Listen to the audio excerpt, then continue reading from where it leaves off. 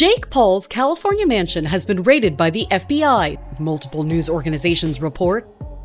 You can see in this aerial footage agents in uniform outside his home in Calabasas. You know what's funny about your brother? Your brother talks more shit than anybody else on the planet. They're trying to sue people when people talk shit. There's people out there saying they're fake fights, they're fixed. You know, for me, in my opinion, I think it's scripted a little bit because, you know, of the weight difference, and, you know, Joshua is a former, you know, champion. And also, you know, he's current, he's active. That was not a boxing match. Jake Paul had a very healthy fear for his life while he was in there. He was running away. He was trying to get distance. Then he was trying to step in to win this contest. And then he's trying to get out of the way so that he doesn't get hurt again. Once again, Jake Paul is at the center of a storm that could signal the end of the controversial YouTuber-turned-boxer's career. New accusations claiming Paul allegedly scripted his high-profile fights, including the blockbuster Netflix matchup against Anthony Joshua, have erupted online, with some corners of social media even suggesting he and his brother reportedly faced arrest over these alleged schemes. While promoters and officials have strongly denied that professional fights can be prearranged without legal consequences, doubt over Paul's legitimacy in the ring has reached a fever pitch. It's a dramatic turn for someone whose past legal issues already include an FBI raid on his Calabasas mansion. Now, as these allegations swirl and his boxing credibility faces unprecedented scrutiny, many are asking, is this truly the end of Jake Paul's meteoric rise? FBI agents have raided the Southern California home of YouTube star Jake Paul. Federal officials say the search was part of an investigation. Wendy Burge is in Calabasas with what we're learning tonight. Sky 5 was overhead this morning as federal agents entered Jake Paul's Calabasas home located in this gated community off of Mulholland Highway. We counted close to 24 federal agents, some of them in tactical gear, entering the residence. Why they were here and what they were looking for, that remains unclear. The federal search warrant has been sealed and no one is offering any. For years, multiple boxing analysts, former fighters, and promoters have questioned the legitimacy of Jake Paul's fights long before the recent arrest rumors emerged. From opponents chosen past their prime to unusual pacing in fights, late knockouts, and contracts rumored to contain restrictive clauses, critics argue that Paul's rise has seemed more manufactured than genuinely earned. Because I've always been curious about this, because, like, you know, you saw the Askren fight, we saw these fights that he went into. The Fury one obviously didn't go the way that I thought it was going to go, just because I was so convinced that, like, Jake had these fights fixed, and there's a lot of people who talk about the fights being fixed because it's just the way it is. Yeah, they tell me that too. They're like, tell me you're not going to take a fall against Paul. Everybody says that to me. I'm like, are you kidding me? You could have paid me on all the money in the world. Veteran voices in the sport have consistently noted that, while Paul brings huge attention and revenue to boxing, his matchups often avoid real competitive risk, fueling suspicions that outcomes are crafted to protect the brand rather than challenge true skill. As these doubts accumulate, each new controversy doesn't stand alone. Instead, it strengthens the growing narrative that Jake Paul's boxing career has been built on optics, leverage, and control, rather than the unpredictable violence that defines the sport. If that Jake Paul fight was set up. What happened to me is what was going to happen to him had he dropped those hands. If I say, Rampage, I'm going to pay you $2 million, right? Let this dude beat you, what you going to do? You're going to feel disrespected, number one. Right? That ain't enough money. For me to do that, I got to be willing to walk away for good. Something like 20-something million where I can invest it and fall off in the shade. Because the fight between Mike Tyson and Jake Paul attracted attention for its intensity and drama. Rumors of a leaked script claiming the matchup was pre-planned sparked a frenzy online.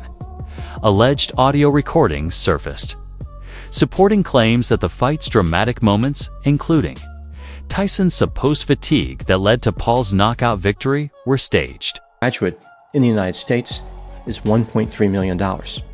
Again, that's over the course of the person's entire life. Jake Paul earned 30 times that in one night. People talk about winners and losers, like Jake Paul won. After his win over Mike Tyson, Jake Paul shared his thoughts on his performance in the ring. Speaking with confidence, Paul said, "I didn't get much punched or hurt." The comment highlighted his belief that he had controlled the fight with minimal challenge. Many of Paul's fans celebrated the statement, seeing it as proof of his skill and readiness to face even legendary opponents. However, critics were quick to highlight the lack of drama and real danger in the bout, arguing that Tyson's performance was underwhelming and questioning whether the fight had been a fair contest. The Super Bowl. Big as the Super Bowl. Big as the what? Why was Mike wearing assless chaps though? In the did that moment go viral with his cheeks out? I don't know. It made my stomach hurt. I was seeing it. Why didn't he have underwear on? He had a G-string on. Is what he had. Almost.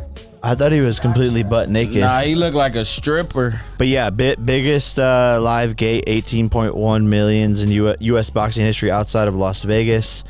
A phenomenal night. I'm sorry I didn't knock him out though, guys. Shut the fuck up. It was crazy when we talked about this. I told him you're gonna say some dumb shit. You did the right thing at the end. The recent fight against Anthony Joshua was no different.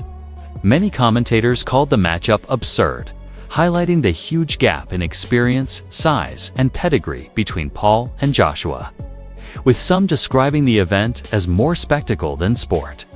A YouTuber turned boxer with a 12-1 record facing a former two-time world heavyweight champion who has consistently fought elite competition.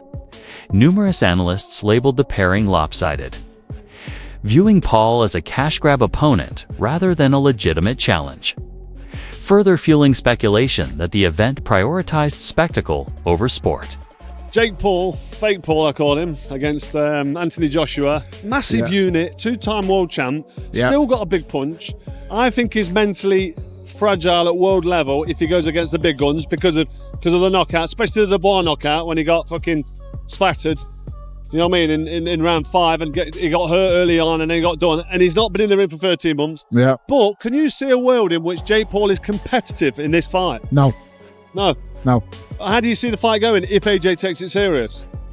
It'll be over when he wants. Meanwhile, Jake Paul is entering this fight with a level of confidence that has surprised even experienced observers.